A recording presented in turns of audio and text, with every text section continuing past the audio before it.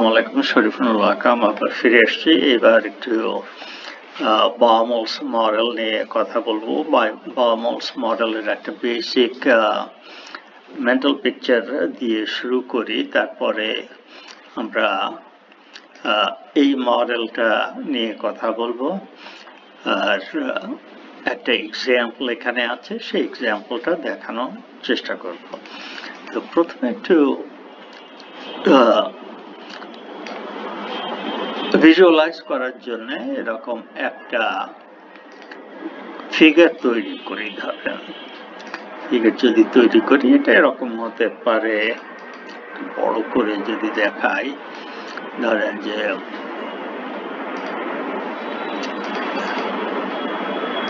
এইরকম একটা অ্যাক্সিস আছে যেখানে আমি ক্যাশ ব্যালেন্স দেখাতে পারি, আর এই অ্যাক্সিসটা হচ্ছে টাইম। যখন আমার ক্যাশ ইউসেজ মানে ক্যাশ এক্সপেন্সটা খুবই প্রেডিক্টেবল, খুবই স্টেবল, তখন কিরকম হয়।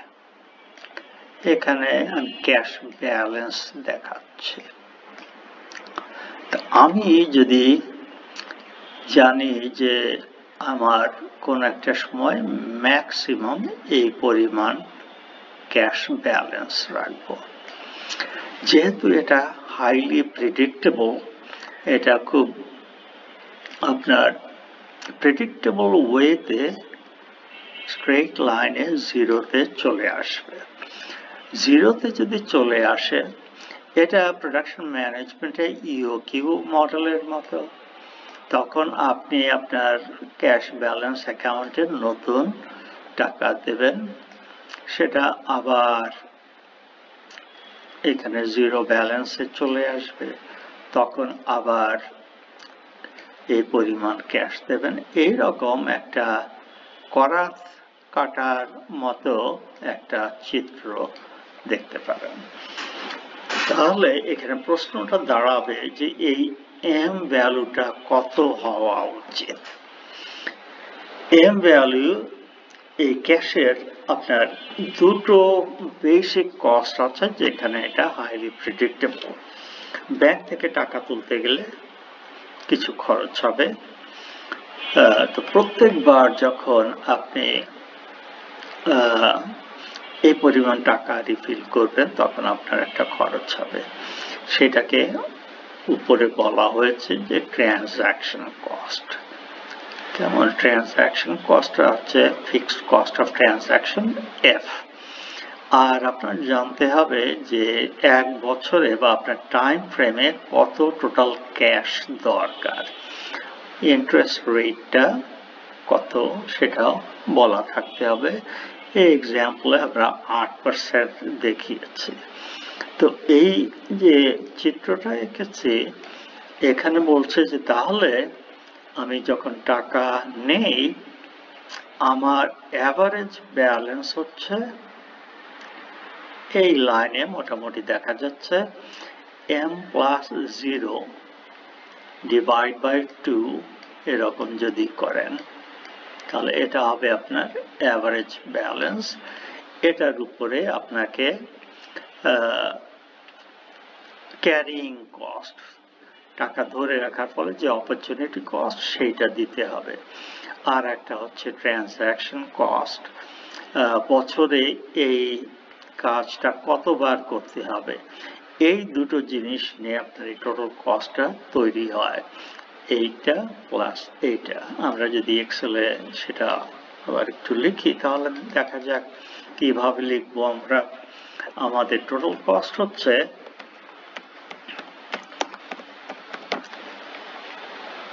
বছরে কটা ট্রানজাকশন, প্রথমে দেখি সেটা হচ্ছে ইকুয়েশন দেওয়া আছে টি ডিভাইড বাই, আপনি যে ফিগারটা চাচ্ছেন তারা সি দিয়েছে, তাই না? হ্যাঁ, সি।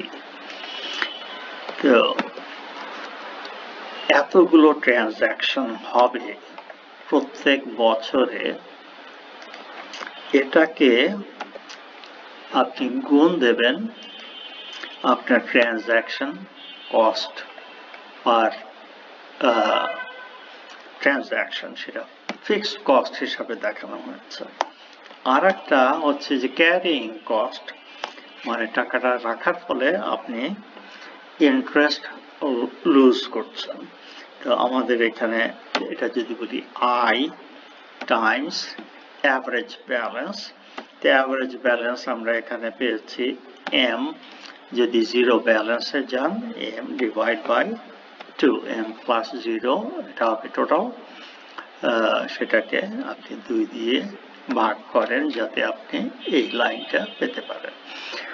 এই ইকুয়েশনটাই এইখানে দেওয়া আছে। কেমন? সি বলেছে, আমি কি বলেছিলাম? আমি এম দিয়েছিলাম, তারপর সি দিয়েছে। ওকে, এইটা আমাদের মিনিমাইজ করতে হবে। মিনিমাইজেশন হয় ক্যালকুলেশনে, আমরা ডেরিভেটিভ দিয়ে মিনিমাইজ করি। মিনিমাইজ করতে গেলে এই ইকুয়েশনটা টার্গেট, আমি যদি এম বলি তাহলে এম স্টার বলবো, M star C star use করি। সি স্টার ইকুয়াল টু হবে আপনার টি টোটাল, এটা F times T divide by I times 2, কেমন? So 2 times F times transaction cost হলো টি দিয়েছে, এটাকে ভাগ করতে হবে আই দিয়ে, আইটা ডেসিমালে হবে। আর পুরো জিনিসটাকে আপনি স্কোয়ার রুট করবেন, তাহলে স্কোয়ার রুট এখানে করতে গেলে আমার এইভাবে দেখাতে হবে 0.5। যাই হোক, একটু দেখে নেই যে আমি এখানে ঠিক মতো এটা 0.5 দিয়েছি। আচ্ছা, ঠিক আছে। এখানে আছে F T divide by I, ঠিক আছে। এই কোয়েশ্চেনটা যদি আমি এখন এই এক্সাম্পলে করি তাহলে আমাদের কি কি আছে? আমাদের অ্যানুয়াল নিড আছে 1 কোটি টাকা, আমার রেট হচ্ছে 8%, আমার ফিক্সড কস্ট প্রত্যেক ট্রানজাকশনে 100 টাকা করে খরচ হয়। তাহলে আমার অপটিমাম ক্যাশ অর্ডার সাইজ কত হবে? তো আমি এই ইকুয়েশনটা যদি করতে যাই তাহলে আমার সি স্টার এই প্রবলেমের জন্য আমার লিখতে হচ্ছে 2 টাইমস ফিক্সড ট্রানজাকশন কস্ট হচ্ছে 100 টাইমস টি হচ্ছে টোটাল নিডস, তাই না? টি হলো টোটাল ক্যাশ নিড, এটা বলা আছে 1 কোটি টাকা। এই পুরো জিনিসটাকে আমার ভাগ দিতে হবে 0.08 দিয়ে,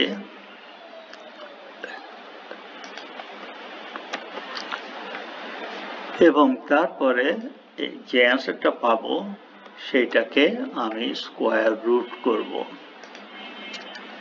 এইখানে raised to 0.5।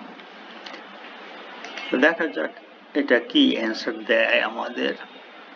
এটা কপি এখানে পেস্ট করব, করে আমি এটা ডিলিট করি, দেখি কোনো কিছু মিস হয়েছে কিনা। এখানে আমার আসছে 158,113, এখানে কি আসছে 158,114,113, ঠিক আছে, রাউন্ড করলে 114 আসবে। তার মানে হচ্ছে এইখানে আমার ফিগারটা এটা হচ্ছে 158,113। এখানে আমি যদি টাইপ করি তাহলে কি হয়? আমি এরকম না করে আমি জাস্ট এখানে টাইপ করি 158,114, তাহলে আমার অ্যাভারেজটা হবে তার অর্ধেক। অ্যাভারেজ হবে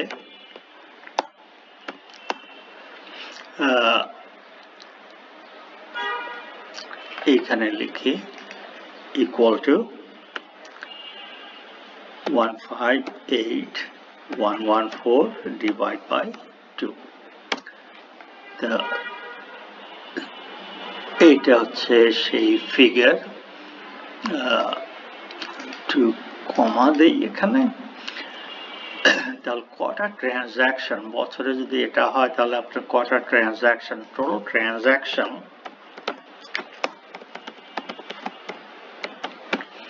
হবে আপনার এখানে যদি ইকুয়াল দেই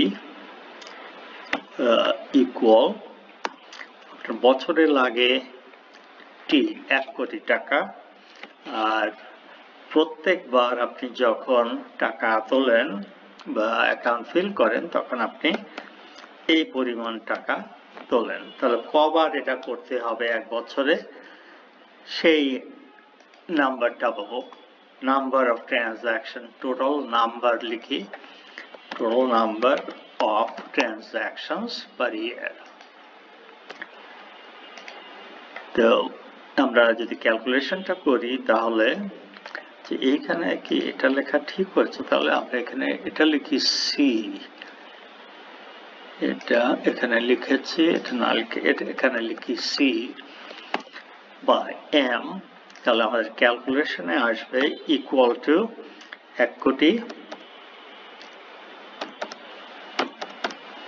ডিভাইড বাই 158.113.88 বা 114 আমাকে বছরে 63-64টা ট্রানজাকশন করতে হবে প্রত্যেকবার 100 টাকা করে দিতে হবে আর এই ব্যালেন্সের উপরে 8% করে ধরলে সেটা আর এইটা দুটাই সমান হবে কারণ আপনার টোবিনস বলছে বাউমলস মডেলে এই দুটো কস্ট সমান হতে হবে যেখানে আপনার অপটিমাল নাম্বারটা আসবে এখানে আরো ক্যালকুলেশনে হয়তো দেখানো হয়েছে যে টোটাল কস্ট এই যে এই পার্টটা আমরা এই মাত্র করলাম যে কতগুলো ট্রানজাকশন এবং এই ব্যালেন্সের উপরে আপনি কতটা